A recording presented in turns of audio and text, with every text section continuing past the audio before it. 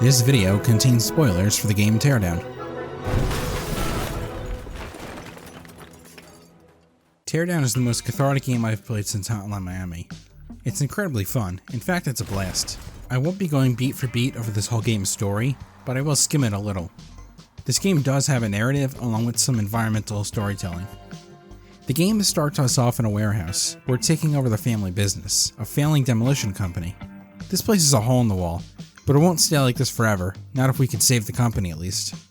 Our mother emails us telling us that things are getting rough. To save us from going into the red, we're going to have to take a shady job. We're asked to destroy an old historic house so a parking lot can be built in its place for the neighboring mall. This job is meant to get players used to their tools. Your new best friend is this hammer. By the end of the game, you'll be closer to this hammer than Thor is to Mjolnir. For this job, you have no time limit and no way to get caught. Take as long as you need to get used to the controls here. You can also use some construction equipment around to speed the job up. This teaches you that the game will also provide you with tools outside your own arsenal. As expected, the police are investigating and connected you to this crime. Fortunately for you, the detective in charge is willing to look the other way if you do some dirty work for her. Just a one-time thing. She'll never ask you for another favor again after this. In the first of many jobs you'll be doing for the detective, she asks you to break into a factory to steal some computers. She wants them to get files off them to build a case against the owner of the factory, Mr. Lee. This job is to get players used to a larger map, and also track more than one task at a time. You're also going to be asked to steal something this time, letting the player know that they don't only smash things to get jobs done. Finishing this job, you'll see your crimes made the news. News reports will either foreshadow jobs you're going to take, or report on crimes that you've already committed. Once you've done more work with the police, you'll be contacted by other people who want to hire you. Mr. Wu will now ask us to do more demolition work for him. This time he wants it done at the pier. He'd like for another building to be destroyed, this time so he has somewhere to dock his yacht. After this, he's going to start asking you to steal from Mr. Lee, and try and ruin his life. Mr. Lee is the man that we're helping the detective take down. Soon after this, Mr. Lee emails you saying that Mr. Wu is hiring someone to steal and destroy his stuff. Unbeknownst to Lee, you're the one that's been doing this all. Mr. Lee does want to hire us, however, so he can now do the same to Mr. Wu. This will spiral into a pissing match between the two. They both hire you as a middleman to ruin the other's life, either destroying their property or robbing them blind. Both men are ignorant that you're the one who's been doing this to both of them. It's honestly quite comedic they never figure it out. As you take more jobs on, things escalate. You've gone from committing crimes of grand theft and vandalism to corporate espionage and even possible terrorism. This back and forth game between clients works with other people too, not just Mr. Wu and Mr. Lee. Cybersecurity seems to be a non-issue in this world, as none of your clients seem to care they're emailing you about crimes they're committing or want you to commit. And not petty crimes either, we're talking really bad ones. And no, I'm not about to sell you a VPN, I just think it's kind of funny. I know this is just how the devs decided they want you to start missions, but in the context of the worlds, it is a little humorous to me. Let's take a break from the story for now and focus on the gameplay. While this game might have a narrative, it's not the main focus, and more of a reason for why we're doing what we're doing. Like I said before, the first job you're asked to do for the detective is steal something. During this job, you have no sense of agency to get the job done quick. As I said, this job was to inform the player that you're not just breaking things, you're also going to be stealing them. Well, the second job you're going to do for the detective is where a core part of this gameplay is unlocked. You must now steal things in a time limit. Most items are tethered to a wall or object. If this cord is snapped or you steal it by pressing E on it, you'll trigger the alarm system. You then have 60 seconds to grab everything else you need and get out of there with your escape vehicle before you're caught. Thankfully, your setup time is unlimited. You'll look around the map and plan your route out. Most jobs have mandatory items that must be stolen or destroyed, but there's also extra ones lying around that you can grab or destroy. These earn you a higher score and therefore more money. You can also replay any job you like after you beat it for a higher score and see if you can do it faster. Planning your route is really where a lot of the fun comes from in this game. It lets you be as creative as you possibly can be. Why use doors when I could just blow a hole in the wall and save a couple of seconds? Why walk when I can just drive? Knock down this lighthouse and use it to run up the side and then jump into a caved-in roof. None of this is spelled out for you, but every job does have things around to help you plan better. Bulldozers, cranes, maybe some fast cars or trucks. You get the idea. You're also free to ignore all this and just brute force your way to victory.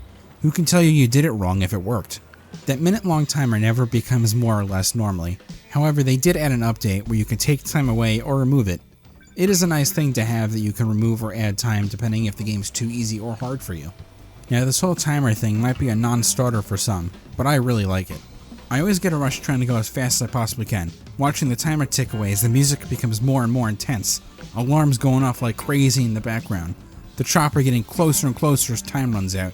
And then finally the payoff. Escaping. After escaping, you'll see your route play out with this red line. You also get to see how fast you did it and how much time it took you to do the whole mission. It really is satisfying to see your results pay off. Some of these jobs have been changed since the early access days, due to players saying that they were too hard. While I did beat them on the older configurations, not all of them were hard, some of them were just very annoying, and while I won't lose any sleep over the old versions of these levels being gone, I do wish I could play them sometimes, just as an option. Let's take Art Heist for example.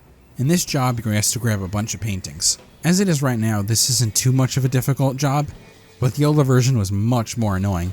In this old recording I have here, you can see I barely escape with time to spare.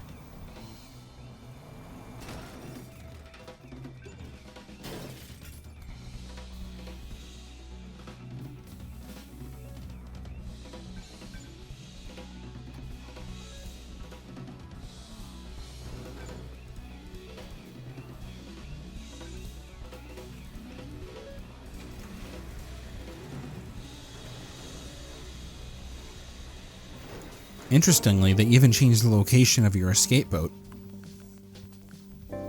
I should also note that not everything in this game is a smash and grab. There are a few alternatives to this as well. In one of my most hated missions in the game, you're asked to grab a bunch of saves and toss them into the sea.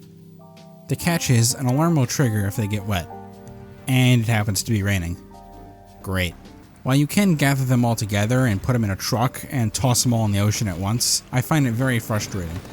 The timer works the same here. If the safe gets wet, the alarm will trigger and the countdown begins. In this job, I need to explode a bunch of propane tanks.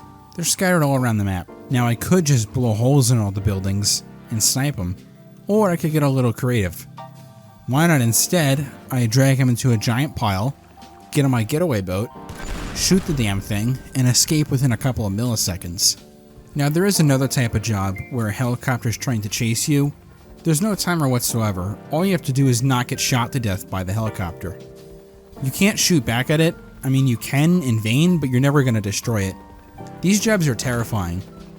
All you're required to do here is to hack these terminals and then escape with your life. This helicopter mission is so cool that it has its own game mode in the extra menu. It's really thrilling.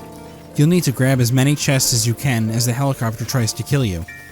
More choppers will show up as backup, adding to the destruction, making it much harder to hide as they explode the map all around you.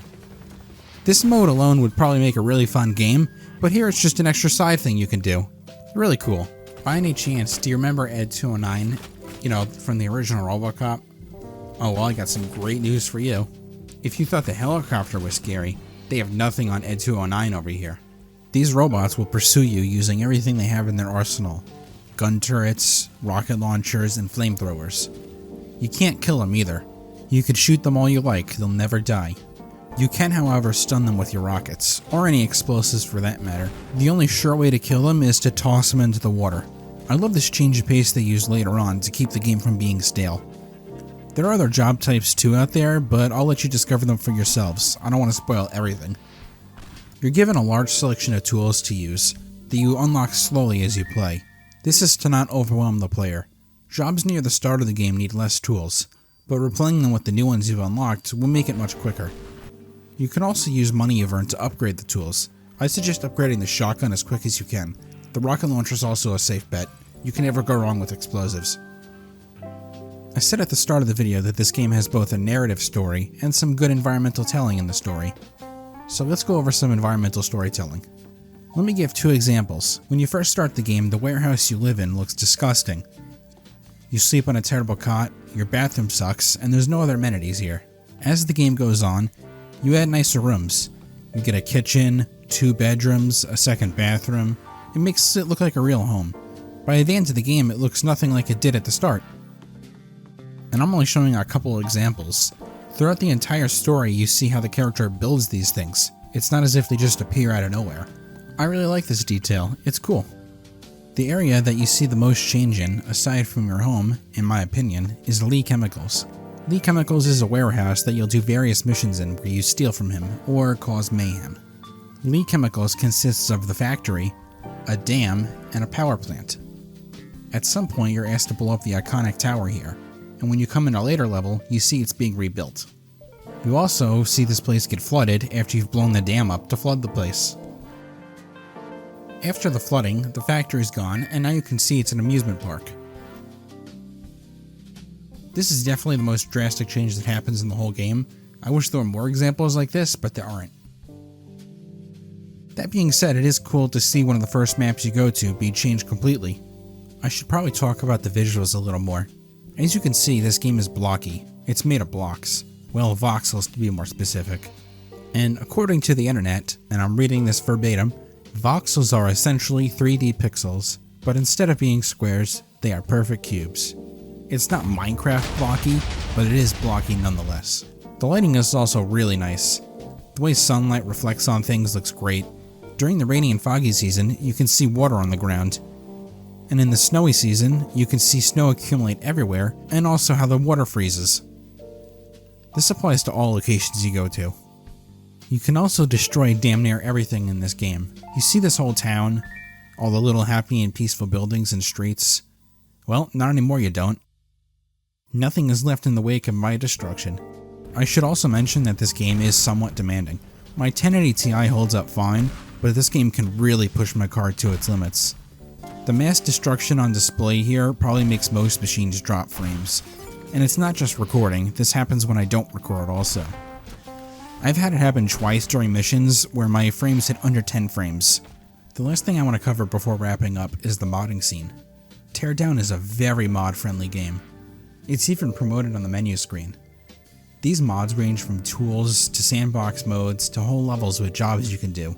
The level of creativity here is something to behold. I love playing with mods, both quality of life ones and some overpowered ones to have fun. There's the gravity gun from Half-Life 2, which you can use to cause a lot of destruction or just clean things up. You can also get a mod of a portal gun, a lightsaber, Thor's hammer, and so on. My personal favorite is the hookshot shotgun.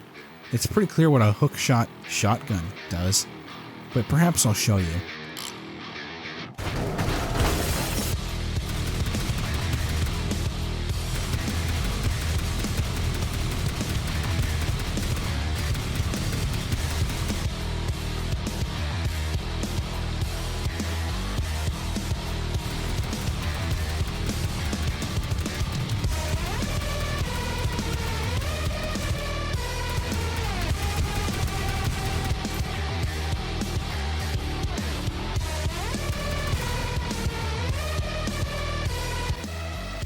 This might be the best weapon ever put in a video game ever.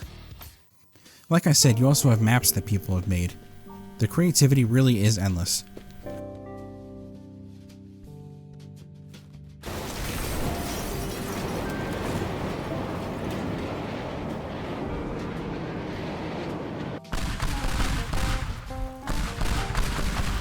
I've even checked out mods that replicate games I don't play. Even if you're just destroying what's around you with no real goal, I really enjoy seeing what people can make. I've probably spent dozens of hours in sandbox mode alone looking at mods. Allegedly, this game isn't very hard to mod for, but I'm a complete moron when it comes to that kind of thing. I just enjoy what other people have made. So I'm not really sure about that.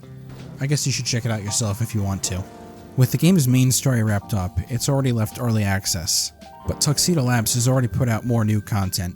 5 new jobs that you do as the daughter of Mr. Wu. This time you're doing dirty work for the family. You even have a whole new level to explore.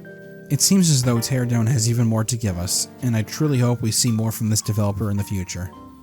So that's Teardown. It's a great game, it's a lot of fun, and you should definitely play it.